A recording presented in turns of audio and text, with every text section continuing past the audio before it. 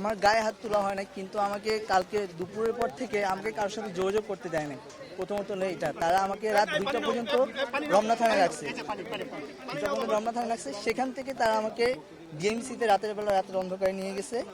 নিয়ে যেয়ে সেখানে মানে কারোর সাথে কোনো কথা বলার যোগাযোগ মানে সুযোগ রাখে নাই।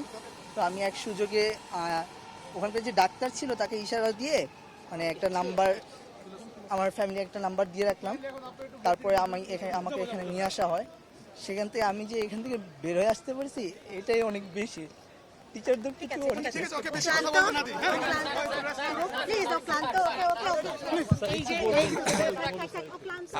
আমরা দুইটা ছাত্রকে কোনো রকম যোগাযোগ করতে না দিয়ে এরকম অভিযোগে আটক করে রাখা, এটা অনেক বড় একটা মেন্টাল টর্চার। তো আমরা মনে করি যারা গুলি করে, যারা মানুষ মারে, তাদেরকে পুলিশ গ্রেফতার করতে পারে না, যারা আক্রান্ত হয় তাদেরকে পুলিশ গ্রেফতার করে। এটাই হয়ে গেছে বাংলাদেশের চেহারা, এটাই দুঃখজনক।